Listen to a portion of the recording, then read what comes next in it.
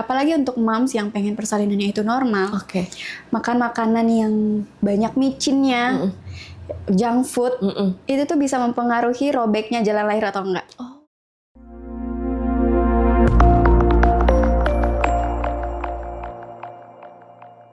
Halo Bimom, selamat datang di podcast Bemomio bersama Bidan, persembahan spesial dari Bemomio sebagai teman wanita dalam memenuhi nutrisi kehamilan. Hai Moms and Dads, kembali lagi bersama dengan saya Prisa. Nah kali ini kita masih ada di podcast Bemomio ya kan. Nah kita ada di segmen kedua karena segmen satunya kita udah up ya untuk Moms and Dads, jangan lupa nonton. Tapi sebelumnya di sini Moms and Dads, bagi yang belum tahu Bemomio itu apa? Bemomio merupakan madu herbal alami yang diformulasikan khusus untuk meningkatkan peluang kehamilan serta menjaga kesehatan ibu dan janin. Apa sih manfaatnya? Bemomio ini bermanfaat dalam meningkatkan kesuburan, mempersiapkan nutrisi sebelum menikah, dan juga menjaga kesehatan selama kehamilan. Nah, untuk Moms and Dads yang mau tahu informasi lanjut seputar Bemomio, boleh banget langsung follow sosial media Bemomio yang ada di bawah ini. Oke, lanjut ya, Moms and Dads yang ada di rumah. Prisa di sini nggak sendirian, masih bersama bidan kece kita yang selalu semangat untuk memberikan edukasi. Halo Bidan Fitri. Halo, Kita balik lagi ya. Kita balik lagi dan juga kita membahas lagi seputar edukasi dalam menjaga kesehatan ibu hamil. Nah, gimana nih Bu Bidan, masih semangat kan? Masih dong, energinya masih ya. full. Full ya, selalu full ya untuk menebarkan kebaikan kepada Moms and Dads yang ada di rumah. Oke, nah kalau misalnya Moms and Dads yang belum nonton di segmen pertama, wajib nonton dulu segmen pertama. Kenapa? Karena ini ada keterkaitannya dan kita tadi udah bahas ya tanda-tanda kehamilan. Gak akan kita bahas lagi di sini, mungkin kecil-kecil aja bahasanya Bu Bidan ya. Moms and Dads harus nonton. Untuk link description-nya udah ada di box deskripsi. Jadi boleh langsung aja klik dan tonton dulu segmen pertama. Oke, Bu Bidan langsung aja ya. Kita membahas seputar bekal edukasinya nih dalam menjaga kesehatan ibu hamil. Kita akan rangkum lagi lebih inti lagi gitu ya seputar dengan edukasi terkait dengan tanda-tanda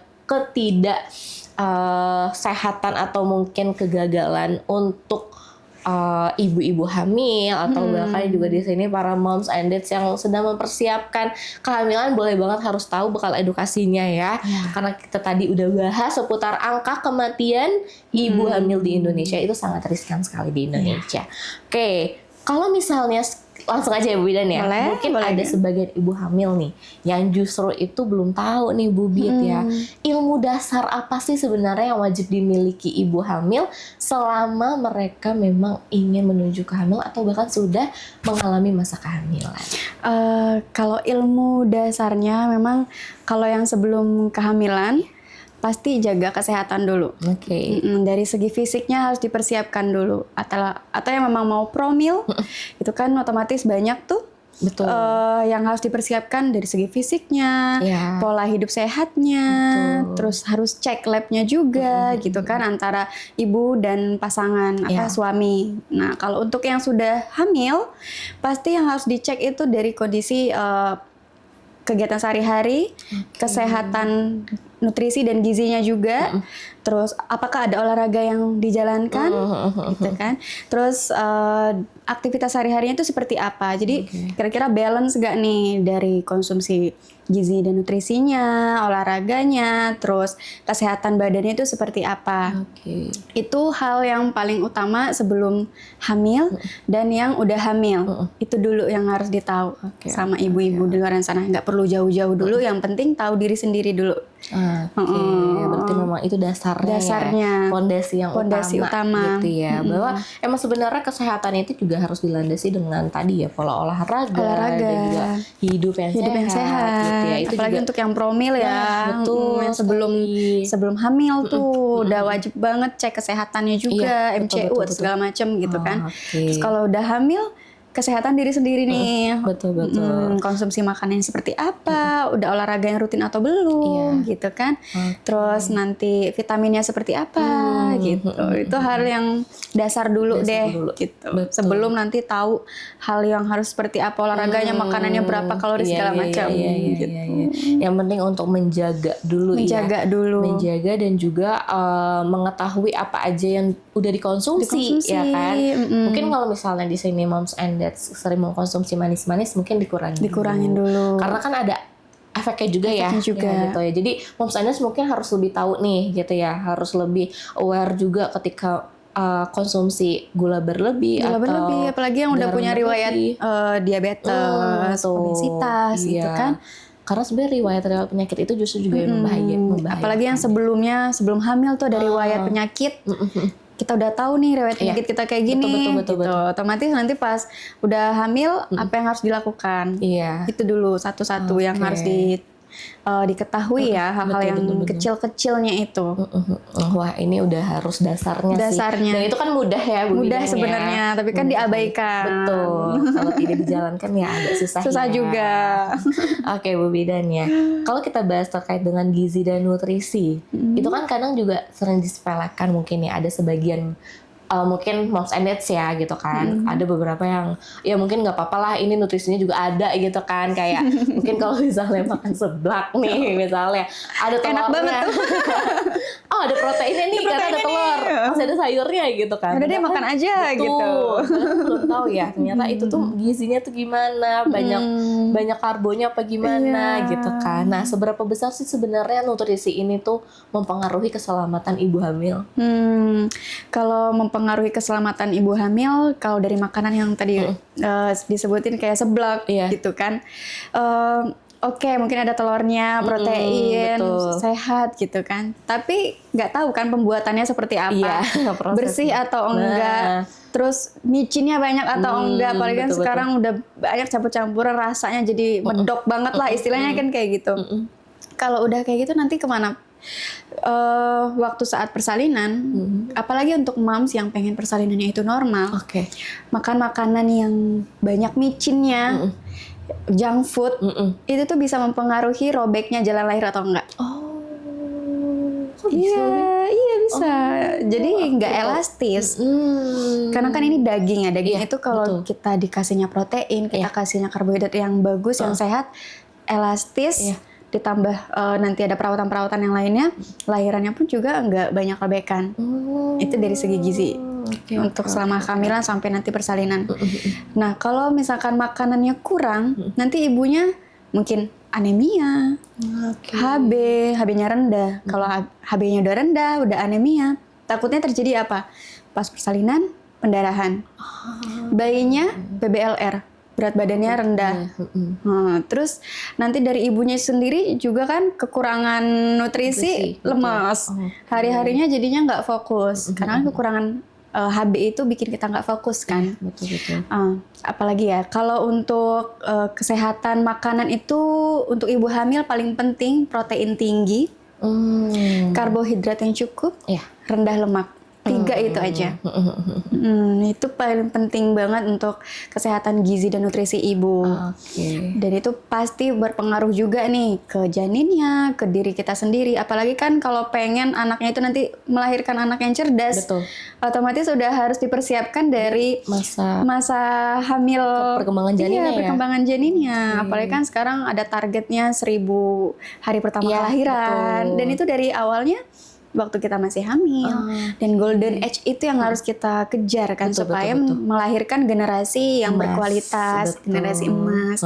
Itu jadi nggak cuma dari ibunya doang nih yang bikin lemas, persalinan nanti kayak gimana.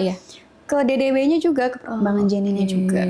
Wah, ini sangat berpengaruh ternyata berpengaruh dari gizi dan makanannya. Makanan akan masuk ke tubuh, moms juga, terus juga ke perkembangan janinnya, bahkan sampai nanti persalinannya, prosesnya gitu ya. Apalagi harus harus aware juga ya. Iya, apalagi tadi kalau persalinan pengennya normal. Kebanyakan makan micin. Nanti aduh aku robek gitu kan. Kok kamu nggak robek sih gitu kan. Apalagi kan nggak mungkin lah nggak robek. Anak pertama gitu kan. Padahal kita bisa cegah itu dengan makanan yang tinggi protein. Makanan yang sehat. Iya. Ya mungkin kalau di sini Moms and Dads ada beberapa ya. Kadang aku juga sering nih mungkin ya Moms and Dads nggak semua gitu ya. Tapi ada beberapa kadang kan aku suka lihat di TikTok gitu ya. Aku nggak apa-apa kok masih makan mecin tapi normal lahirnya gitu.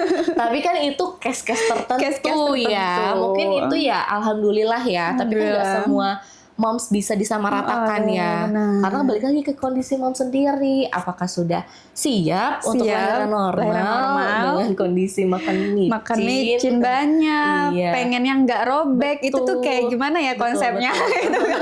Jadi harus dipersiapkan juga supaya nanti perineumnya itu nggak robek. Iya, karena kan juga sebenarnya micin sepele itu, sih sebenarnya. Micin itu kan nggak cuma karena buat ya normal atau sesar juga, tapi kan balik lagi ke tubuh kita ya. Kira-kira mau nggak anak kita masih dalam kandungan udah dikasih kebanyakan micin? Betul. Generasi micin dong, berlanjut dong, nggak jadi generasi emas. Betul. Karena apa yang dimakan juga berpengaruh. Iya, berpengaruh. Oke, Bu Bida. Seru banget ya kita kalau udah bahas micin ya. Micin. Zaman sekarang kan itu ya. Iya, betul. Makanan semuanya serba gampang. Iya. Jempol udah. Oke, nah tadi ini ya kita udah bahas sedikit di segmen pertama. Kalau misalnya kita di sini Moms and Dads butuh checklist nih Bu Bidan gitu ya. Apa aja sih hal-hal yang sederhana gitu untuk ibu hamil agar bisa tahu kehamilannya itu tuh berjalan sehat atau butuh perhatian yang lebih gitu. Kalau untuk checklist selama kehamilan yang dasar-dasarnya aja dari pertama berat badan. Oke. Berat badannya itu berat badan ibu hamil atau ibu hamil. Oh, ibu hamil. Berat badan ibu hamil kan nggak boleh lebih dari 11 sampai 16 kenaikannya ya. Kenaikannya. Dan itu beda-beda lagi nih, setiap moms punya IMT berbeda-beda atau itu udah di normal atau yang lower atau yang high obesitas gitu kan. Itu dicek lagi dari berat badan. Betul. Itu balik lagi tadi tuh ke segmen tadi kita yang tentang nutrisi dan gizi. Nah, terus dari tekanan darah. Oke. Tekanan darah ini seperti yang tadi kita jelasin juga dari tanda-tanda bahaya, nggak boleh lebih dari 140/90. Oke. Terus ekstremitas, kaki, tangan itu nggak boleh bengkak-bengkak. Itu checklistnya ya, Mam. Kalau bisa ditulis sekarang betul. Jadi kalau nanti besok kejadian itu aku udah ada ini nih, ternyata harusnya kayak gini-gini gitu. Misal kalau ekstremitasnya udah bengkak-bengkak, terus tensinya itu tinggi, takutnya ke gejala preeklamsia. Terus dari asupan gizi dan nutrisinya juga harus terkontrol. Jadi harus minum vitaminnya lagi nih, ya kan? Minum vitaminnya jangan sampai lupa minum vitamin asam folat, zat besi, kalsium gitu kan, omega 3 atau apapun itu yang bisa meningkatkan kesehatan gizi ibu hamil. Terus jangan lupa juga nih cek kehamilan. Cek kehamilan itu jangan sampai skip. Minimal banget 6. Tapi kalau normalnya itu 8 kali selama kehamilan. Seperti itu. Jadi memang itu checklist yang harus diwaspadai ya. Iya. Bahkan juga kan kalau misalnya checklist itu juga memudahkan ya. Oke, nah kira-kira gimana nih Moms and Dads? Apakah sudah membuat checklist tersebut gitu ya? Karena kan itu sangat juga membantu sebenarnya ya untuk Moms and Dads di rumah ketika memang nanti kontrol kepada bidan ataupun dokter gitu, itu jadi memudahkan dan lebih jelas gitu ya. Kan kalau misalnya, aduh kemarin aku ngerasain apa ya gitu, itu kan ngerasain apa. Nah kalau dari janinnya nih, kalau dari janinnya itu dicek juga gerakan janinnya normal atau enggak. Misalnya dalam gerakan janin itu kan dimulainya dari 16 sampai 24 minggu tuh seharusnya udah mulai ada gerakan. Dicek juga dalam sehari udah 12 kali gerakan belum selama 2 jam. Karena kan 2 jam itu harus ngerasain 10 kali gerakan. Itu juga harus dicek. Berarti memang harus dari janinnya juga ya. Juga selain dari ibunya yang tadi minum vitamin apa segala macam, tensi, dan dari janinnya yang itu. Iya. Ada gerakan atau tidak? Nendang-nendang gitu ya? Iya, nendang-nendang. Dia cuma muter aja tuh sebenarnya udah termasuk gerakan. Wah ini wajib sekali ya Moms and Dads. Checklistnya ditambahin untuk janin. Oke Bu Bidan, langsung aja ya. Apa sih kebiasaan yang perlu dihindari saat hamil gitu loh, yang bisa membuat resiko kehamilan ini tuh menjadi angka kematian itu. Mungkin ada nggak sih kebiasaan hal-hal kecil mungkin yang mom sering lakukan gitu, yang bahkan ternyata tuh ini sangat membahayakan gitu, atau mungkin kayak contohnya ternyata kalau misalnya pakai sepatu hak tinggi gitu. Oh iya benar-benar gitu ya. Tapi ada nggak sih hal-hal kebiasaan yang lain gitu? Kalau hak tinggi kayak juga bumi juga udah pada capek nggak sih gitu ya.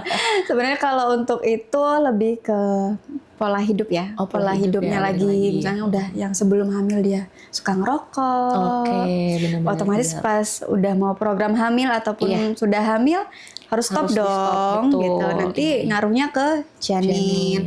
Minum alkohol, masih minumnya tinggi kafein. Kopinya bisa 5 gelas sehari itu kan misalnya. Jangan sampai ya. Jangan sampai. Nanti HB-nya rendah. Iya, betul. Kalau HB-nya rendah nanti terjadinya pendarahan. Balik lagi nanti ke BBLR. Otak jadinya jadi nggak cerdas. Tuh jadi semuanya tuh terikat, terkait semua dari yang kondisi kita, bagaimana nanti persalinannya sampai ke dede bayinya juga. Iya, betul. Itu tuh dari rokok, konsumsi obat-obatan juga, terus dari alkohol gitu kan. Nah itu 3 itu tuh harus diperhatikan. Mungkin ada yang konsumsi zat-zat kimia. Itu juga harus diperhatikan. Udah terbiasa pakai skincare merkuri. Iya betul. Nah itu kan zat kimia kan. Jangan. Jadi harus dilepas. Nanti bisa terjadinya apa? Cacat janin. Kalau pakai skincare merkuri yang nggak benar. Apalagi sekarang kan banyak ya kasus-kasus yang belakangan ini tuh. Betul. Atau kayak pakai semacam nail art gitu juga nggak boleh ya Bu? Sebenarnya sih nggak masalah untuk mempercantik, yang penting zatnya itu kayak skincare yang nggak aman. Otomatis skincare yang dipakai pun juga harus konsultasi dulu nih ke dokter. Kira-kira boleh nggak untuk mencerahkan paling niacinamide-nya itu berapa persen. Itu kan juga harus dicek tuh. Nggak cuma yang dikonsumsi tapi yang dipakai juga kayak bahan-bahan kimia. Nah tadi kakaknya juga nanya nih, misal kalau pakai hak tinggi. Iya betul. Kalau kita kan normal berdiri nih. Betul. Mau normal berdiri, kalau pakai hak tinggi otomatis center of gravity-nya itu kita jadi miring jadi. Iya, betul. Tapi karena kita menahan berusaha jadi kan kayak gini ya. Otomatis nggak lurus dong itu. Nah, itu juga mengakibatkan ke sakit tulang belakang. Terus ini jadi lebih ke depan, lordosis atau skoliosis nanti jadi miring-miring gitu kan. Emang sebenarnya cantik itu beauty is pain. Tapi kalau untuk ibu hamil kayaknya udah jarang ya pakai high heels. Apalagi di trimester kedua nih. Trimester kedua udah mulai beraktivitas, udah enak, udah nggak ada mual muntah. Tapi pakai high heels otomatis keseimbangannya itu juga beda kan. Nggak lurus lagi. Jadi kalau bisa diganti dulu. Pakai yang teplek-teplek aja. Memudahkan dan memudahkan juga kita nggak pegel. Benar. Emang ada ya ibu hamil yang mikirin kecantikannya itu ya? Kadang kan juga ada yang gender gitu kan, ada acara-acara partinya kan. Kadang kan masih ada gitu, walaupun memang nggak terlalu tinggi gitu. Tapi kan ya takutnya membahayakan ya Bu Bidan ya gitu. Mungkin bisa disesuaikan lagi. Tapi tadi itu ya Moms and Dads ya, mungkin pola hidup lagi ya, apa yang sudah dijalankan ya semasa-masa sebelum hamil ya kan, seperti merokok, minum alkohol dan juga kafein. Karena sekarang konsumsi obat-obatan. Betul, konsumsi obat-obatan. Karena sekarang kan nggak ngopi tuh kayak gimana gitu ya untuk moms di rumah kalian ya. Padahal kalau hamil udah minum vitamin, otomatis teh kopi soda nggak boleh dong. Jadi itu ya yang harus kebiasaan-kebiasaan itu yang justru nanti ketika hamil harus sudah di stop dan dikurangin. Nah tadi juga kan kita udah banyak ya Bu Bidan ya bahas terkait dengan trimester gitu kan, trimester yang rawan. Kalau misalnya banyak nih ibu hamil yang tetap aktivitasnya tuh mungkin ya karena indeks ekonomi balik lagi gitu ya, karena harus bekerja gitu kan, merasa juga dirinya aduh aku kalau nggak kerja tuh malah jadi stres gitu ya. Tapi bahkan itu tuh bisa nggak sih membuat bahaya gitu loh, bisa jadi bahaya nggak sih? Apakah ada dampaknya nggak sih ketika memang di trimester pertama gitu ya tetap melakukan dan bahkan udahlah nggak apa-apa aku paksain gitu, tetap ngotot gitu ya di trimester pertama gitu ya, tetap menjalankan itu. Nah kira-kira ada nggak sih dampaknya kalau hal seperti itu? Untuk itu balik lagi ke ibunya. Misalnya kalau ibunya masih kuat, ternyata kehamilannya dia nggak enggak kok, aku nggak ngerasain apa-apa. Mual muntahnya juga masih bisa ditahan gitu ya. Dan mungkin dengan pekerjaannya yang nggak terlalu beresiko, pekerjaannya yang terlalu nggak bikin stres, itu sih masih oke.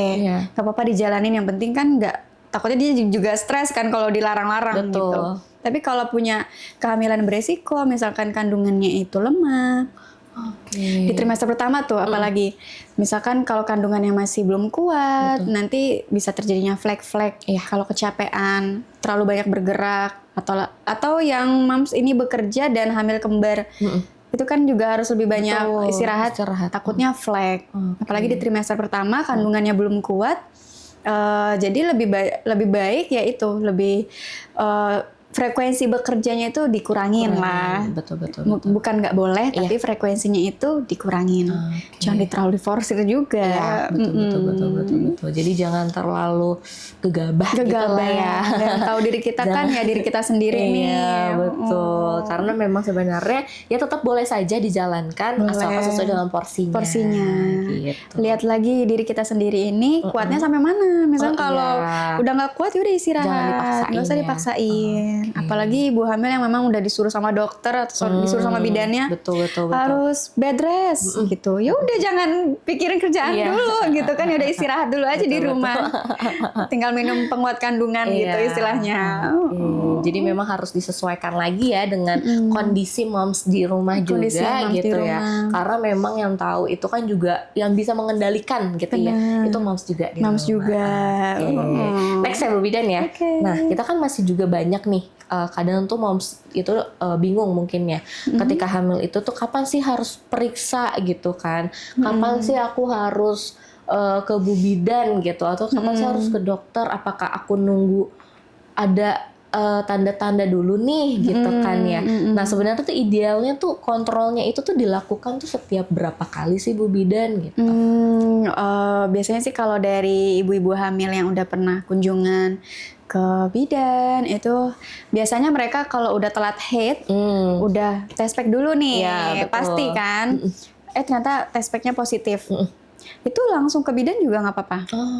Langsung ketika udah positif. Gitu ya? Udah ngerasa badannya udah nggak enak gitu kan, udah telat haid gitu, dan dicek juga positif, langsung ke bidan ataupun ke dokter untuk periksa kehamilan supaya nanti dapet nutrisi, dapetin vitamin yang penting-pentingnya itu udah langsung dari awal kehamilan. Jadi nggak telat nih dikasih vitaminnya.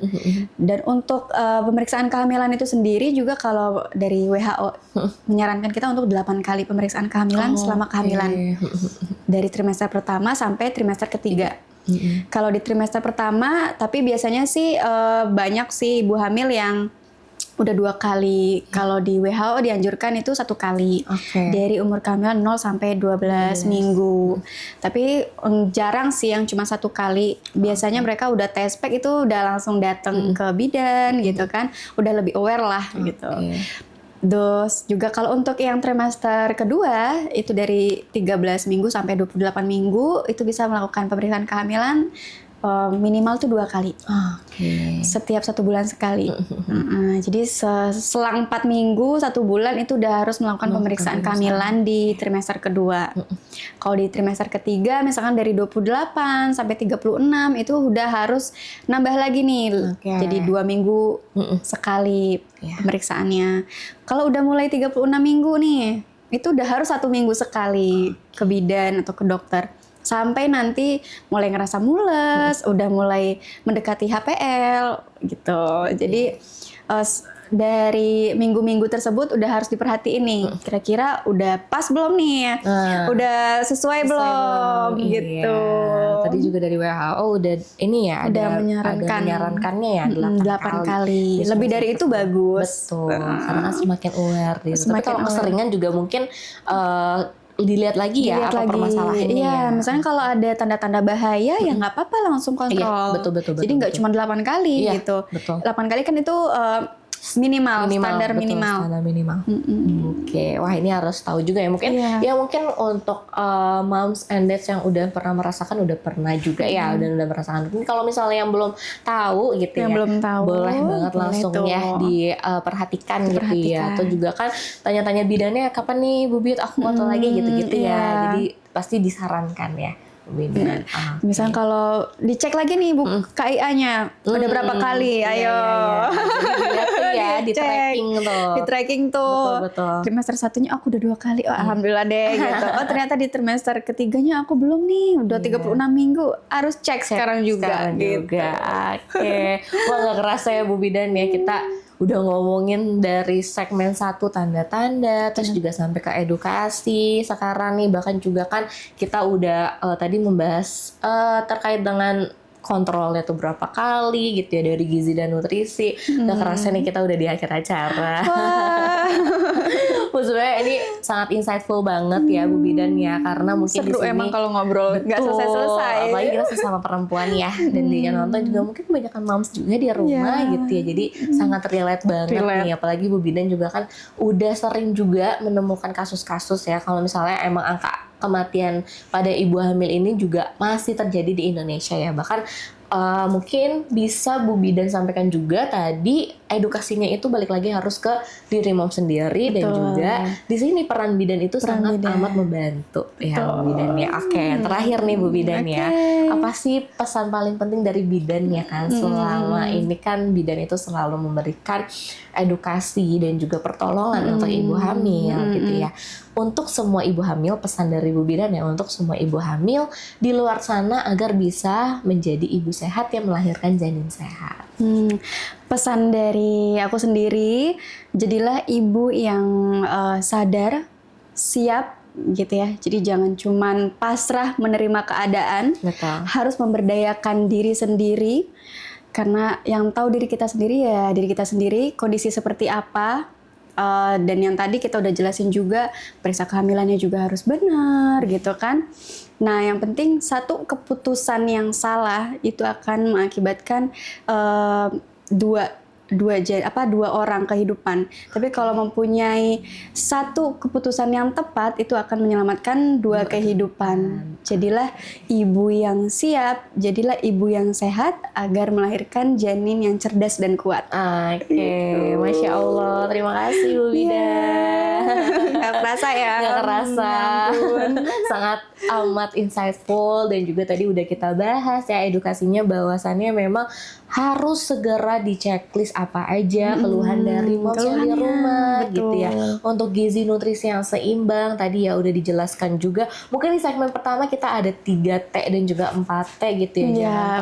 Jangan terlalu, gitu ya. Jangan terlambat gitu. Terus juga tadi ada nutrisinya ya, rendah lemak gitu ya, tinggi protein gitu. Karbohidratnya juga harus yang seimbang. Betul. Oke, jadi mungkin itu aja ya moms and dads ya, sangat amat bisa moms and dads harus terapkan di rumah gitu ya, dan juga harus mendukung program bidan juga ya untuk mengurangi angka kematian ibu hamil ya. Tentunya juga ini kan untuk kesehatan para moms juga, para wanita gitu ya, dan untuk melahirkan generasi-generasi yang emas di masa depan. Betul. Oke, mungkin itu aja ya Bu Bidan. Terima kasih banyak atas waktunya. Semoga sehat selalu. Semoga Bu Bidan terus menebarkan edukasi-edukasi melalui channel-channel online ataupun offline-nya gitu ya. Mungkin nanti Bemomi akan kerjasama lagi sama Bu Bidan. Boleh.